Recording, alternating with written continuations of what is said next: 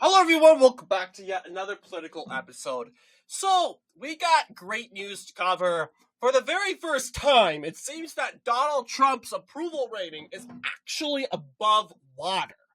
Now, the Liberal will go, finally, it took you 8 years to get it above water. Well, this is good for Trump, because let's give Trump some credit here. He was not a politician into the gate. Reason why it was so bad begin with, because he didn't honestly know what he was doing. He didn't know what he was up for. He all of a sudden he was a politician, and you didn't just start off in the House of Representatives like an average politician did. You didn't start off in the legislature. You didn't start off working in law.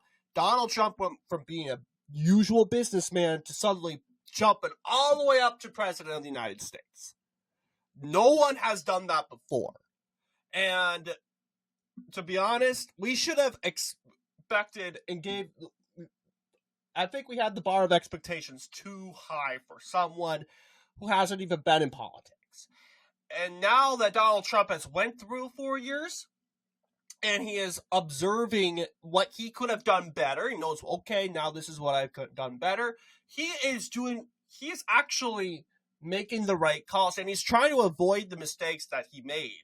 For example, he is throwing out the neocons, and he is creating a diverse coalition.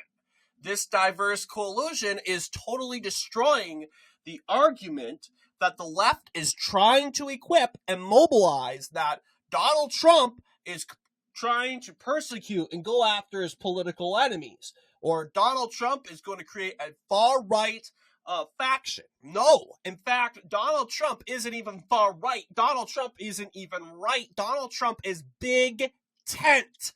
And I keep saying this, big tent, catch-all. It's an ideology, and it's exactly what he's doing right now. He's trying to catch all voters. That's hence the word catch-all, okay? He's trying to catch voters. That meanings of not really holding controversial opinions. Like you see, he used to be very pro-life.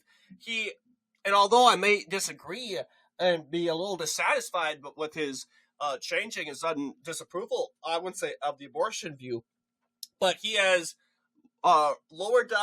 modified his abortion beliefs. It's not his number one issue. That's usually what Big Tent is. You don't really subjugate yourselves onto issues, your issues are more populistic, if you will. It's more populism, if you will, and that's exactly what Donald Trump is. He's a populist, but a big tent populist. He's a catch-all populist, and as you can see, the neocons and the establishment are not happy with this. I mean, they can fearmonger all they want on the conspiracies of RFK. They don't like RFK Jr. and his anti-vaccine stances. They don't like that he wants to make Americans look better, because, to be honest, Americans are the most unhealthiest people. The government and people act like that's not a problem, and that we're supposed to accept people being unhealthy. Here's the deal. In this country, we recognize that there are people with disabilities and diseases, and it make them look like very unhealthy.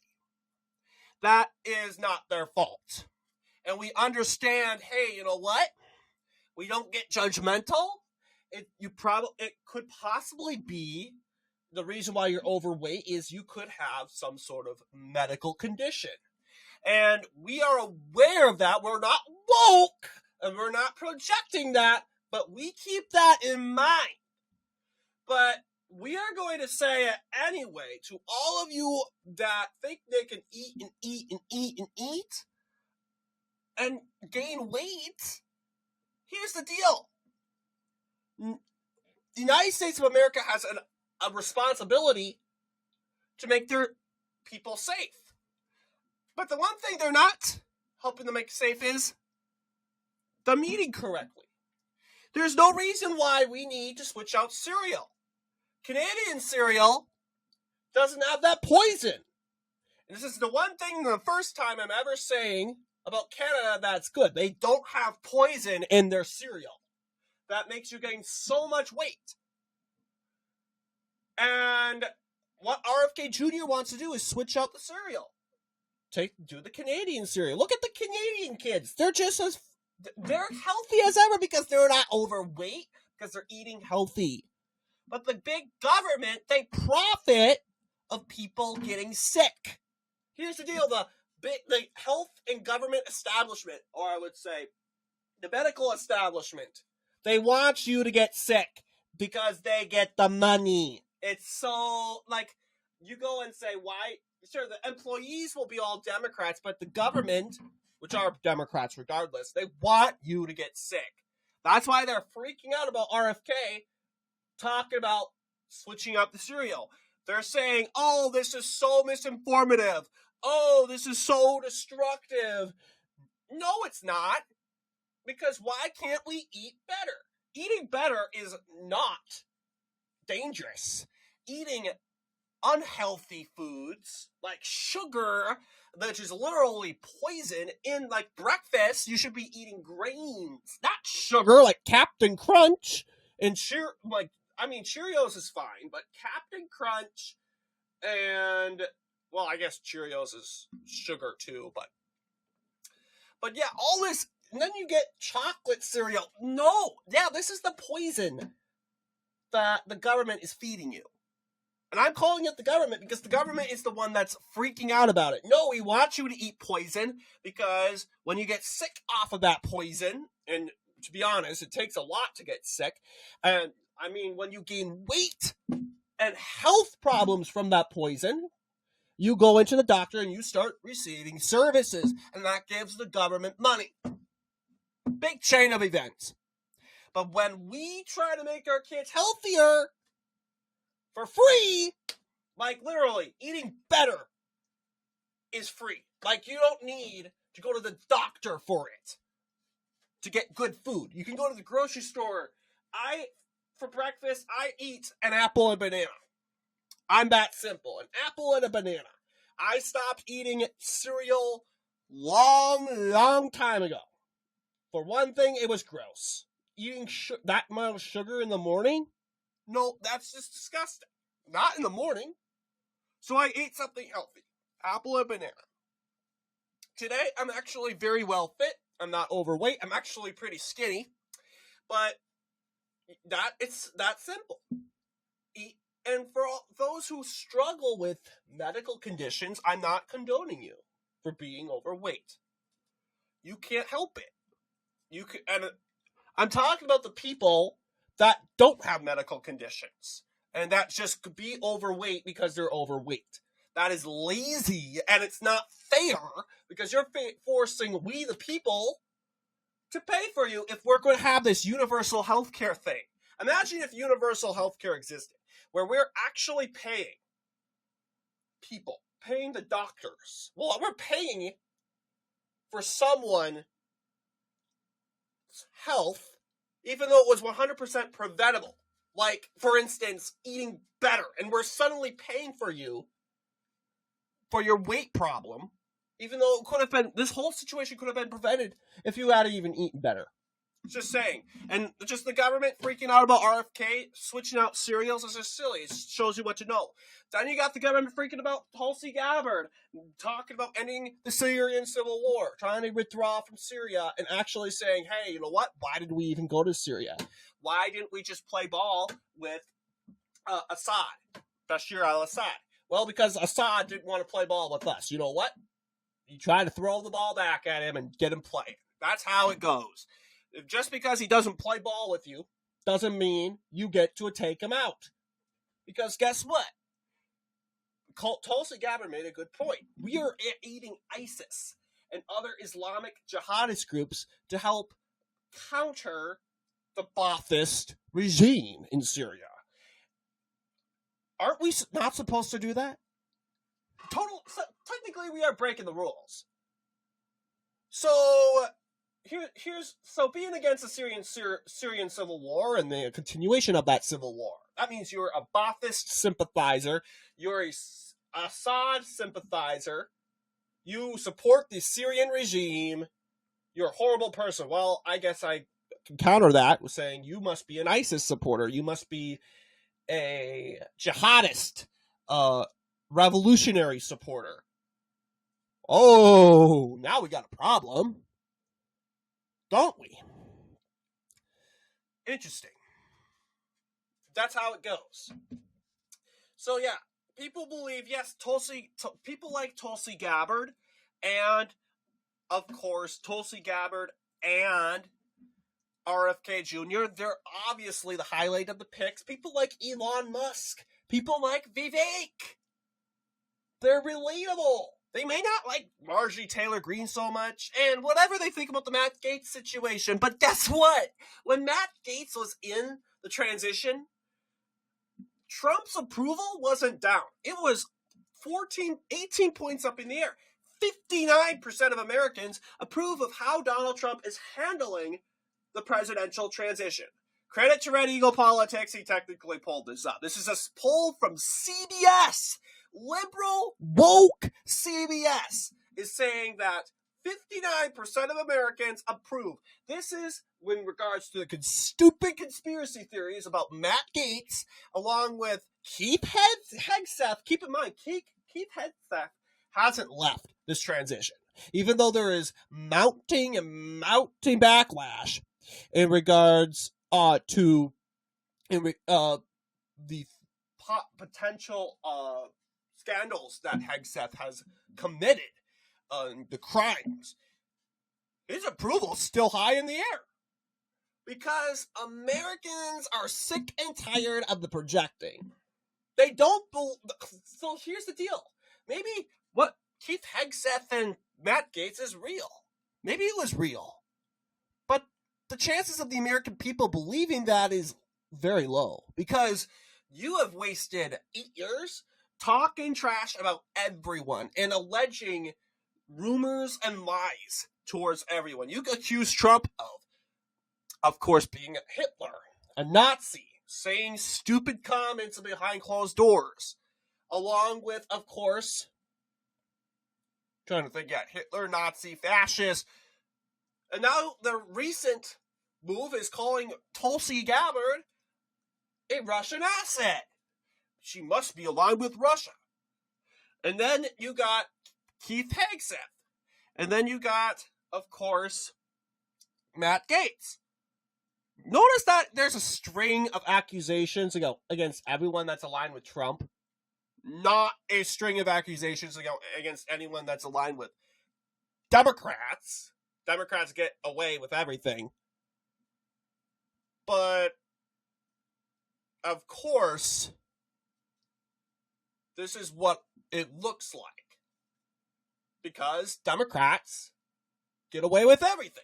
Republicans, they turn one thing out of context and they create this huge, fat accusation. So, despite this, American people seem to get the pattern of, with Trump winning re-election, of course, they're going to try, the liberal media, they tried to prevent Trump from winning the race. They've come up with lies. They've totally took the Madison Square Garden jokes out of context to make him sound like it was a Nazi rally. They called him Hitler. They've done this and this and this. They've actually they've totally just made up a story where Trump refused to bury a Hispanic girl in which he originally promised to bury. They made up a lie about Trump saying the N-word. They made up these silly lies throughout the whole entire thing. And now, not a surprise, they're continuing, but they're just directing it to his cabinet. Americans get the pattern. And why do you think MSNBC, CNN is doing so bad? Because Americans are done. Americans want a functioning society. They do not want to feed off of anti-Trumpism. Period. And you'll see most Americans feel happy. I mean, taking these numbers, it's 50-50, but most Americans feel happy. 31%, 24% satisfied. Okay, Dissatisfied is 23%. Angry, 21%. Angry, 21%. It's either DNC NPCs or Trump derangement people. Whatever. The 23% is fair. They're not going to click dissatisfied. They'll be okay.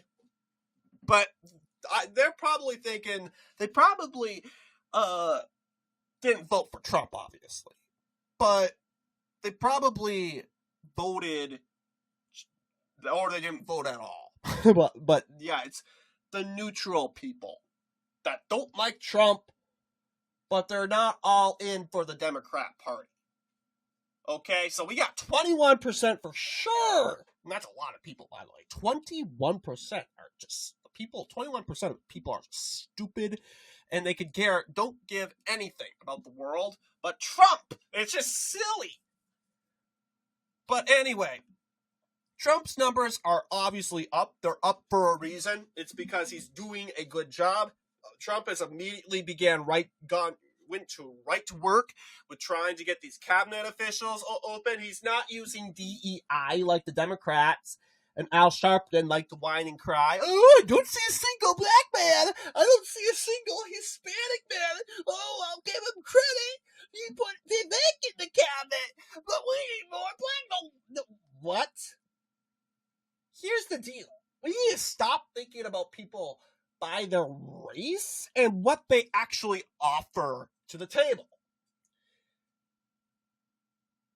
I hear a bunch of idiots, woke hustlers that go, oh, he better choose Byron Donalds. If he doesn't choose Byron Donalds, then that's proof, Byron, that he's just using you. No, well, here's the thing. Byron Donalds knows that Donald Trump may want him to stay in the House of Representatives because he's just one of the very few Republicans in the House of Representatives that actually fights for America first. We don't want to take that away. That's a legitimate reason to keep Byron Donalds in there, and he would ultimately agree with that. And I think Byron Donalds wants to follow Trump, what Trump wants to do what Trump wants, and wants to help Trump any way possible. If Trump says, hey, I want you to do this, he's probably going to do it. But for some reason, they want to hustle and make Byron Donalds, which he's not going to do that. They're trying to it's just stupid. They try and try. Look at Byron. See, he's not choosing you for a cabinet position. Well, you know what? Here's the thing. How professional people do it. You don't beg, and you don't go on your knees and beg and project for it. You wait for it.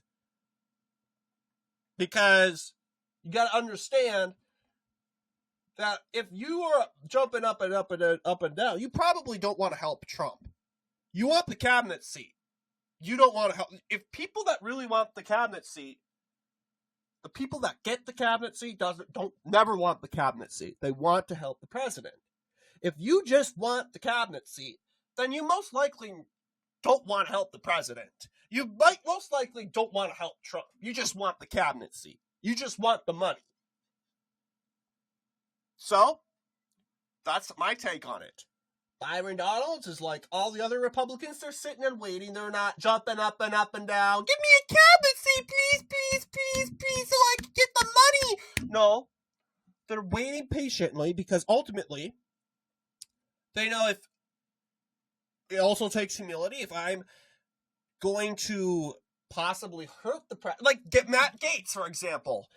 It took a lot of humility for Matt Gaetz. Hey, I'm becoming, my stories, my accusations are becoming an obstacle into what's trying to get from getting Donald Trump's work done. I'm going to step aside. Donald Trump didn't say, oh, gotta step aside because all the woke women are angry. No. Matt Gaetz said, you know what? Because he actually cares about Trump. He doesn't care about the cabinet seat. He actually cares about Trump. And he did the right thing because now he doesn't have a job. He just skipped out a major position where he would be tons of money, much more money than in Congress. And now he's not making any money at all. He has no job. That took a lot for him. But I think it was the Holy Spirit that came down to Matt Gaetz and said, hey, I know this is hard, but this is what you have to do. This is the right thing to do. And I think I was upset about it at the time, but by the time I actually understand why Matt Gaetz did it, I was very happy for him, and I think Donald Trump has her Miss Bondi. I think she's going to do a very good job. Anyway, so what do you guys think in regards to our video and these numbers from Red Eagle Politics? Let me know down below, and as always, see you all in the next political episode.